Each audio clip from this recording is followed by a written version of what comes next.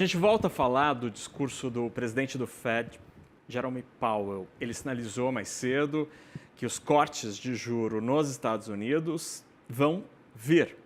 Isso, obviamente, mexeu com todo o mercado nesta sexta-feira e, por isso, é hora de conversar com ela, Solange Surur, diretora de macroeconomia do BS no Brasil e colunista do Money. Solange, muito boa tarde. Agora será em setembro a redução do juro?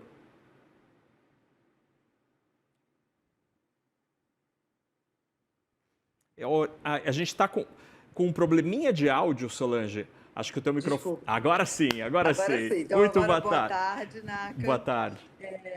De fato, hoje o Powell surpreendeu bastante com seu discurso mais otimista, né? Eu acho que havia uma expectativa de que ele poderia ser mais data dependent, ou seja, ele iria dizer que os próximos dados ainda trariam a segurança, o conforto de cair os juros, de iniciar o processo de juros, mas o discurso foi muito mais na linha de que ele já vê condições de cortar juros.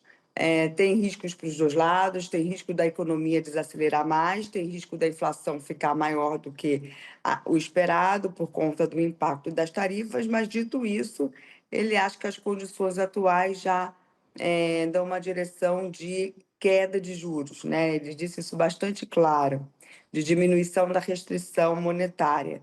E isso, obviamente, trouxe uma animação muito grande para os mercados, principalmente para as bolsas americanas, trouxe o juro curto americano para um patamar muito baixo, o mercado reagiu bastante, ficou, acho que, muito garantido a queda de 25 em setembro. E como deve ser esse esforço de ajuste com este movimento de 0,25 agora em setembro? E o que esperar para os meses seguintes? É possível? A gente teve o reforço daquele cenário que indicaria 2 movimentos ainda este ano? Então, eu acho o seguinte, eu acho que a gente vai entrar num momento de números de inflação mais altos nos Estados Unidos. Mas o Powell já deu uma indicação de que, quando ele diz que as tarifas vão causar um impacto no nível de preços, que é um impacto que não vai ter efeitos secundários, ele diz que esse impacto não é só em um mês, ou não é um impacto único, é um impacto que vai ir ao longo do tempo, porque as tarifas estão sendo colocadas ao longo do tempo, mas que ele não vê isso atrapalhando as expectativas de inflação. Eu acho que vai ficar claro aí em setembro que não vai ser só uma queda de 25, né? Quando o Fed mostrar as suas projeções, são pelo menos 2 quedas de 25, só que eu acho que o Fed vai estar tomando um certo risco, porque você pode ter uma desancoragem de expectativas de inflação, principalmente se esse processo de continuidade de queda de juros após setembro vier junto com uma inflação mais alta, que pode ser mais persistente. Não sei por que existe essa aposta de que ela vai ser um impacto tão temporário assim, porque a economia, mal ou bem, não está com tanta folga assim no mercado de trabalho. O mercado de trabalho pode estar um pouco mais fraco, mas não me parece que a economia americana está numa desaceleração inequívoca. Enfim, parece que a gente vai ter pelo menos 2,25 esse ano e muito provavelmente esse processo continua ano que vem, né? O mercado espera mais alguns cortes ao longo de 26.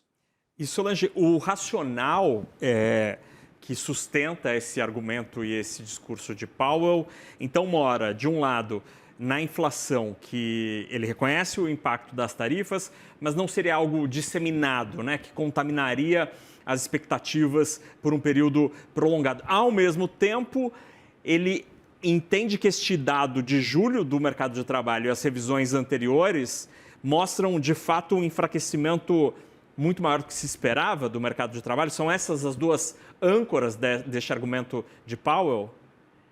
Sim, a primeira âncora é essa mesmo. A inflação ela vai ser o one-off, vai ser uma vez só, vai ter uma alta do nível de preços e ele acha que esse processo não vai se espalhar ao longo do tempo, mas diz que se espalhar, se tiver evidências, né, o Banco Central vai reagir.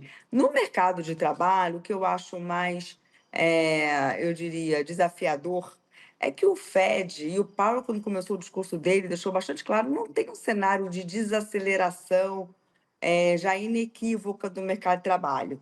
Ele diz, né, que existe uma desaceleração da oferta de trabalho, porque, de fato, a força de trabalho tem diminuído, a participação, taxa de participação tem diminuído, muito disso, ele não disse, mas vem por conta da queda da imigração. Uhum.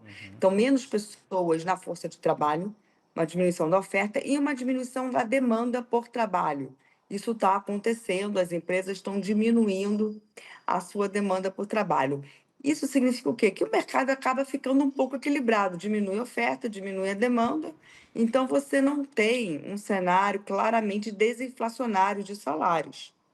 Eu entendi, pelo discurso dele, que ele entende que existe um risco maior de termos uma desaceleração de fato no mercado de trabalho, mas não que essa desaceleração esteja certamente em curso, porque ela está meio nebulosa, dada essa diminuição da oferta de trabalho. Agora, se essa diminuição da oferta continuar e a demanda não cair tanto, não vai ter tanto espaço assim para Uhum. cair juros, né. Então eu acho que essa segunda pernada aí do mercado de trabalho é mais difícil de entender, porque no fundo, a avaliação não é tão positiva assim, mas ele acha que o risco de desacelerar é maior ali na parte de emprego. Muito, muito, muito interessante, Solange. Muito, muito interessante mesmo a tua análise sobre este quadro. Um aspecto que me chama muito a atenção e eu queria te ouvir sobre isso. É, Nos últimos meses, o dólar, como resultado de tudo isso que a gente está conversando, tem uma depreciação nada desprezível, né? O DXY tem aqui uma queda de mais de 9% no ano. O que o dólar mais fraco impacta na economia americana? Ela está ganhando competitividade para exportar? Isso vai gerar inflação? Quais são as consequências deste dólar mais fraco? Olha, teoricamente, quando você tem uma moeda desvalorizada, ajuda as suas exportações. Só que os Estados Unidos não exportam tantos bens duráveis assim, é muito mais serviço. Uhum. Então, eu não sei o quanto que vai ajudar tanto essa depreciação do dólar, dado que você está tendo uma desinflação global de bens ao mesmo tempo. A China está exportando tudo que ela exportava para os Estados Unidos, ela está tentando exportar para o resto do mundo. Na questão dos bens, os Estados Unidos vai ter que competir com uma China que está realmente caindo o preço de bens no mundo, né. Os serviços americanos podem ficar mais baratos, mas ali não é o grande, não tem tanta, eu acho que aumento de competitividade. Agora, a depreciação do dólar vai gerar uma inflação mais alta, Uhum. né, porque além das tarifas, o câmbio está mais depreciado, então os bens importados vão chegar mais caro pelas 2 vias, pagar a tarifa e o câmbio mais depreciado. Então, acho que isso é um risco relevante, para essas próximas quedas de juros. Dito isso, eu não vejo, assim, que essa depreciação do dólar, ela acho que é algo que no médio e longo prazo vai continuar acontecendo, porque os investidores estão querendo muito diversificar, dados os riscos geopolíticos que a gente está vendo, não só hoje, mas espera que fique para os próximos anos. Então, diversificação vai trazer uma depreciação do dólar, mas a economia americana ainda está muito mais resiliente. Ela não é mais excepcional, como se falava antes, mas ela é muito resiliente e está crescendo, ainda bem, em comparação quando a gente olha a Europa, quando a gente olha também o que está acontecendo na China, está vindo dados mais fracos. Então, é uma depreciação, né, 9%, 10% para uma moeda global importante, relevante, é obviamente uma depreciação significativa, mas não acho que a gente vai acelerando essa depreciação, como havia o medo, né, anteriormente, com tanta incerteza. Agora as incertezas existem, mas são menores. Mal bem sabemos que vamos ter tarifas altas para grande parte do mundo, né, e a economia americana não me parece que vai entrar em recessão. Então, esse diferencial de crescimento e toda a produtividade que é esperada desse AI todo que nos Estados Unidos está realmente explodindo, eu acho que segura um pouco o dólar, apesar do movimento de diversificação. Solange Surur, diretora de macroeconomia do BS no Brasil, colunista do Money. Obrigado pela conversa, pela verdadeira aula aqui de economia americana nesta sexta-feira. E que bom que vai dar praia nesse fim de semana, Solange. Obrigado pela conversa, bom fim de semana. Obrigada. Bom final de semana também. Um Tchau, beijo. tchau.